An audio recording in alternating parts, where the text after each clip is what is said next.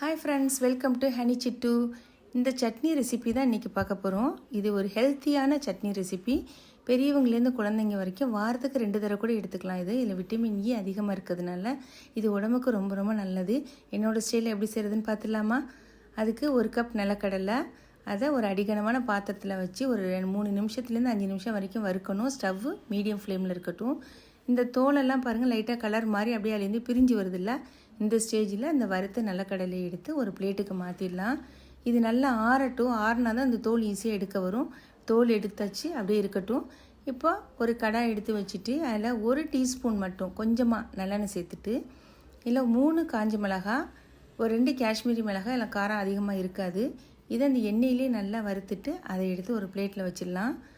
3 பூண்டு, 1 நெல்லிக்காய் சைஸ் அளவுக்கு புளி, இது 2ஐயும் சேர்த்து இந்த எண்ணெயிலே நல்லா வறுத்து எடுத்துடலாம். புளி உங்களுக்கு கம்மியாக வேணுன்னா நீங்கள் கம்மியாக சேர்த்துக்கலாம்.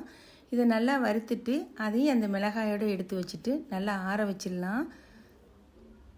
இப்போ இந்த ஆறின மிளகாய், பூண்டு, புளி, நிலக்கடலை இது எல்லாத்தையும் ஒன்றா ஒரு மிக்ஸி ஜாரில் சேர்த்துட்டு தண்ணி சேர்க்காம ஃபஸ்ட்டு ஒரு பவுட்ரு போல் அரைச்சிக்கலாம். தேவையான அளவுக்கு உப்பு சேர்த்துக்கலாம். இப்போது நம்ம தண்ணி சேர்த்துக்கலாம். தண்ணி இது கொஞ்சம் அதிகமாக தான் எடுக்கும். அவ்வளோதான், சட்னி ரெடி ஆகிடுச்சு. இதை ஒரு பவுலுக்கு மாற்றிடலாம். அடுத்து தாளிப்பு தான். அந்த தாளிப்பு தான் ரொம்ப டேஸ்ட்டு கொடுக்கும். 1 டீஸ்பூன் நல்லெண்ணெய் சூடு வந்ததும் 1 டீஸ்பூன் கடுகு, 1/2 டீஸ்பூன் உளுத்தம்பருப்பு, கொஞ்சமாக பெருங்காயத்தூள் நல்லா பொரிஞ்சதுக்கப்புறம் கொஞ்சமாக கருவேப்பிலை, இதையும் சேர்த்து நல்லா பொரிஞ்சதும் இந்த நம்ம சட்னி அரைச்சி வச்சுருக்கோம்ல அதில் இந்த தாளிப்பை சேர்த்துட வேண்டியதுதான். அவ்வளோதான், சூப்பர் டேஸ்டியான ஹெல்த்தியான என்னோடய ஸ்டைலில் நிலக்கடலை சட்னி ரெடி ஆகிடுச்சு. இதில் நம்ம தேங்காய் சேர்க்கவே இல்லை, ஆனால் சாப்பிட்றதுக்கு ரொம்ப நல்லாயிருக்கும். கண்டிப்பாக நீங்கள் இதை ட்ரை பண்ணி பாருங்கள். மறக்காமல் நம்ம சேனலுக்கு ஒரு லைக்கை போட்டுக்கோங்க. உங்கள் ஃப்ரெண்ட்ஸுக்கும் தேவைப்பட்டால் அதை ஷேர் பண்ணிக்கோங்க. இது வரைக்கும் சப்ஸ்கிரைப் பண்ணலைன்னா சப்ஸ்கிரைப் பண்ணிக்கோங்க. Thank you friends.